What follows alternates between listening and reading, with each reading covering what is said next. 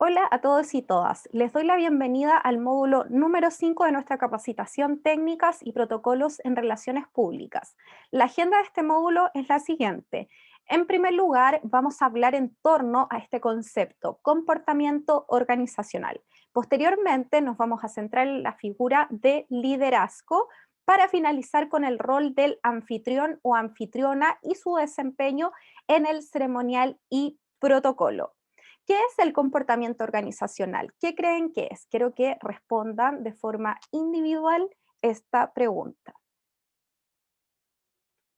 El comportamiento organizacional, como su nombre lo dice, se va a referir a todo el estudio de las personas, de las organizaciones y de los grupos que van a interactuar en las diversas organizaciones que pueden ser de tipo estatal o también pueden ser particulares y se ocupa de la influencia que todas las personas, todos los actantes van a ejercer en las organizaciones y de la influencia que a su vez la organización ejerce en estos actores. Y el objetivo fundamental del comportamiento organizacional es que las organizaciones trabajen con mayor eficacia. El comportamiento organizacional incluye también temas fundamentales como lo son la motivación, el comportamiento, el poder de liderazgo, la comunicación interpersonal, la estructura interpersonal y también los procesos de grupo, los procesos de cambio, la resolución de conflicto entre otros muchos planos, perdón, que se relacionan justamente con las organizaciones y las personas que en estas interactúan. Ahora bien, cuando hablamos de comportamiento organizacional y relacionado todo aquello que se conceptualizó con el protocolo y el ceremonial, tenemos que el comportamiento organizacional va a ser relevante en la planificación propia de una ceremonia y también en el desarrollo de esta, porque justamente son organizaciones y personas, seres humanos, quienes planifican y quienes desarrollan y organizan una ceremonia con sus debidas reglas y normas protocolares. Pero también vamos a tener a las personas que asisten como comensales o invitados e invitadas a estas ceremonias. La convivencia, relación interpersonal que ahí se produce. Y por otro lado, el comportamiento organizacional va a influir en las empresas y en los grupos humanos que trabajan para ciertos anfitriones y anfitrionas organizando los eventos. De todas maneras, cuando hablamos del comportamiento organizacional, es importante la resolución de conflictos. Y para que los conflictos se puedan solucionar, requerimos siempre de una figura de liderazgo, pero además requerimos que los actantes de estas organizaciones posean y desarrollen ciertas inteligencias múltiples.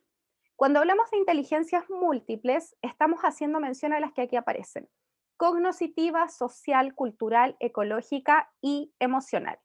La cognitiva abarca todas aquellas actitudes mentales relacionadas con los individuos y también se emplea para hablar de la cognición social, es decir, la capacidad que tenemos los seres humanos de empatizar con los dolores, con las actitudes y con las actividades que el otro ser humano realiza. Posteriormente tenemos la social, que es la capacidad de relacionarse con las personas en estos entornos interpersonales. Seguidamente hablamos de la cultural, que es la conciencia y conocimiento de las diferencias entre las culturas, pero también la capacidad de desarrollarse en entornos multiculturales. Posteriormente, la ecológica, que es la capacidad de vivir de una u otra forma, evitando causar daño a la naturaleza o causando el menor daño posible al mundo en el que vivimos. Por último, tenemos la emocional, que es la habilidad para identificar, comprender y manejar nuestras emociones. De ahí entonces que nace esta actividad. En este video, ustedes van a observar un conflicto laboral.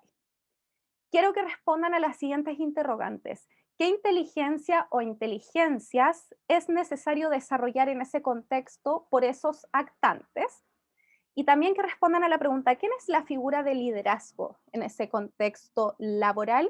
¿Y qué les parece el desempeño de esta figura de líder? Y hablando de aquello del liderazgo y también de los anfitriones cuando los centramos ya más en la propuesta del ceremonial y el protocolo, es importante definir estos dos conceptos. Primero, el liderazgo. El liderazgo es el proceso de influir sobre las personas para dirigir sus esfuerzos hacia el cumplimiento de determinadas metas, pero estas metas siempre van a ser mancomunadas cuando estamos hablando de ciertas organizaciones. Y por otro lado, podemos definir al líder como quien desarrolla una visión a futuro, establece también ciertos rumbos a seguir para poder lograr estas metas, estos propósitos mancomunados, y además comunica esa idea a los demás, logra el compromiso de las personas, las motiva en ciertas organizaciones y las ayuda a superar ciertas adversidades y conflictos que son propios de las relaciones humanas, valga decirlo. ¿Por qué es tan relevante esta figura de liderazgo? Porque finalmente el éxito o el fracaso de una organización, de acuerdo con las propuestas teóricas y metodológicas, se va a deber principalmente a la existencia, en el caso del éxito o al fracaso del liderazgo. Y además estas personas que influyen en los demás tienen una visión para poder desarrollar ciertos cambios relevantes a futuro, entendiendo que vivimos en un mundo globalizado que está en una constante vorágine y constantes cambios que no solo se relacionan con el desarrollo tecnológico, sino también con la implicancia del desarrollo de todas las inteligencias anteriormente mencionadas. Y el ser líder, por consiguiente, va a implicar motivar a las personas e influenciarlas, pero de manera positiva para que logren, por un lado, sus objetivos y propósitos particulares, pero que eso influya de manera positiva en el resto de las organizaciones. ¿Cuáles son estas características que se le atribuye a un buen líder o a una buena líder? Primero, que posee flexibilidad cultural relacionado justamente con esta inteligencia cultural, que es la conciencia y conocimiento de las diferencias entre las culturas, y la capacidad también de desarrollarse en ambientes multiculturales. Esto sucede mucho en las ceremonias que, por ejemplo, se gestan en diferentes países o cuando una ceremonia se gesta, por ejemplo, en Chile, pero las personas que asisten a la ceremonia son de otras culturas. Entonces ahí está el conocimiento y la sensibilidad cultural. Lo siguiente es habilidad para la comunicación, o sea, que sean eficientes a la hora de comunicarse, tanto de manera escrita como de manera oral, y también en los aspectos que refieren a la gestualidad, elementos propios de lo no verbal. Y sumamente importante ser un buen orador y oradora en el caso de que tengan que emitir algún discurso en una ceremonia o en un evento solemne. Habilidades relacionadas con las personas para poder posibilitar este clima de aprendizaje, dirigir, por ejemplo, ciertos cursos de capacitación, intercambiar información y experiencias propias del aprendizaje autogestionado por parte de esta persona que va a estar funcionando como líder. La creatividad, pero la creatividad, ¿en qué sentido?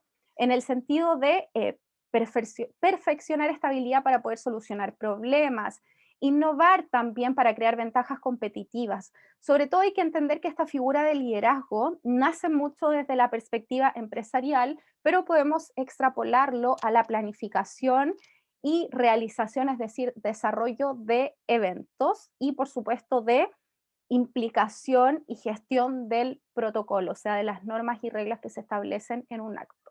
Por último, tenemos el aprendizaje autodirigido, que ya se los había mencionado anteriormente, que es adquirir constantemente nuevos conocimientos, hacer cursos, hacer capacitaciones, porque, como les mencioné también, vivimos en un mundo globalizado que está en constante cambio, o hay que pensar, por ejemplo, en la ciencia, cómo avanza de rápido en algunas disciplinas en particular.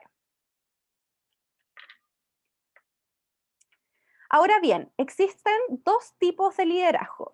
Por un lado, tenemos el liderazgo que va a estar centrado en el empleado y en la empleada, y este liderazgo se enfoca justamente en las relaciones humanas en el trabajo, en mejorar las relaciones humanas, en hacerlas más amigables, más empáticas, para que todo ello recaiga en este propósito más mancomunado, que es justamente tener un trabajo más eficiente. pero el centro es la relación humana, las relaciones interpersonales entre empleados y empleadas. Y tenemos otro liderazgo que está centrado en la producción, o sea, que se concentra en los resultados de las tareas propias de cada organización. La pregunta es, ¿cuál creen ustedes que es el liderazgo más positivo y el liderazgo que está enfocado también en el desarrollo de las inteligencias múltiples? Respecto del anfitrión y anfitriona, ya centrándonos más que nada en la terminología del ceremonial y el protocolo. El anfitrión o anfitriona debe justamente encarnar esta figura de liderazgo. ¿Quién es el anfitrión o anfitriona y qué hace? Es la persona que va a invitar o que recibe a ciertos individuos en su hogar, ya entendiendo como el lugar donde se va a gestar la ceremonia, y se le va a considerar como el dueño o la dueña de casa. Y al ámbito específico de los eventos es la persona encargada de la organización del mismo. Pero cuando hablamos de la organización del evento, de la ceremonia, no quiero que piensen que es la persona que va a llevar a cabo todas las actividades, porque en general en una ceremonia solemne se contratan a ciertas organizaciones y a ciertas personas para que puedan llevar a cabo, para que puedan desarrollar y para que puedan efectivamente generar las ideas del anfitrión o anfitriona. Esa es la idea en este sentido.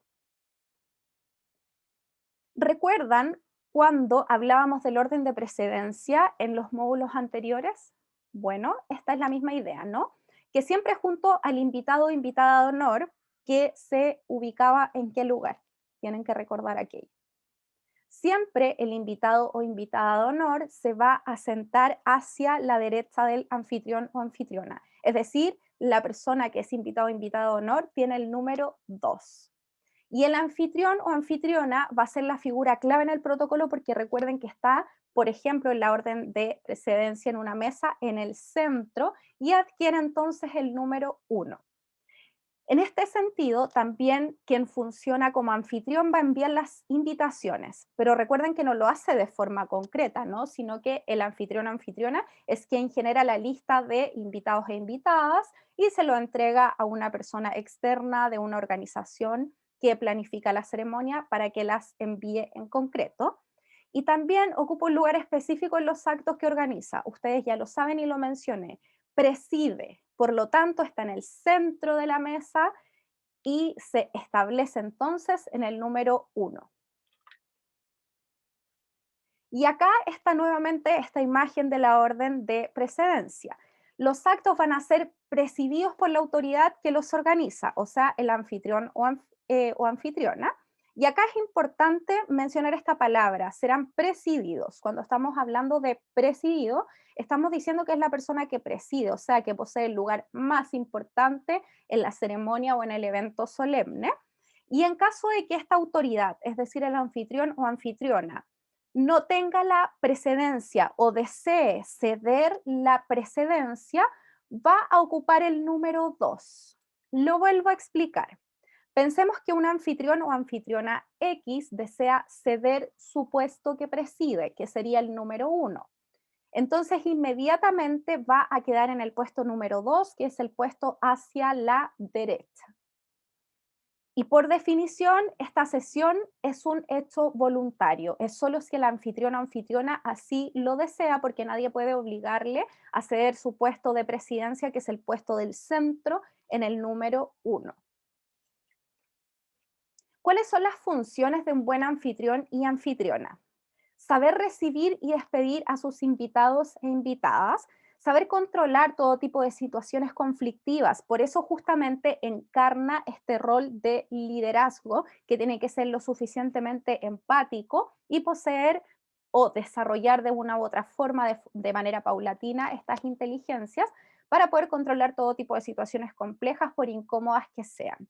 Moverse también con soltura charlando y la idea es que haga sentir cómodos a todo el mundo que participa en esa ceremonia porque por supuesto no se van a conocer en su totalidad, entonces tiene que crear un clima amigable.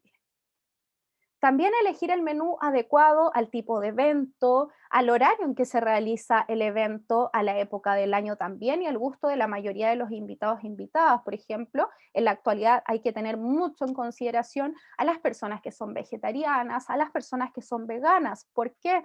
Porque si un anfitrión o anfitriona no lo considera, va a estar fallando en la selección del menú.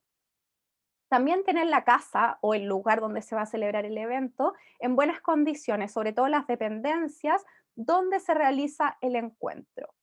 Saber colocar a los invitados, es decir, la orden de precedencia, que a estas alturas ustedes ya la tienen, pero clarísima, y atender y facilitar el movimiento de las personas que poseen, por ejemplo, algún tipo de discapacidad, personas mayores. Hay que tener en consideración muchos aspectos, por eso yo les digo que en el fondo el anfitrión o anfitriona preside, pero no es quien gesta en estricto rigor todos estos procedimientos. Va a seleccionar el menú, pero no quiere decir que lo va a preparar. Va a seleccionar la lista de invitados e invitadas, pero en estricto rigor no va a enviar esas invitaciones directamente, aunque van a su nombre. Y esos son los elementos que revisamos en este módulo número 5. No olviden realizar la evaluación correspondiente a este módulo y también la lectura. Muchas gracias por su atención.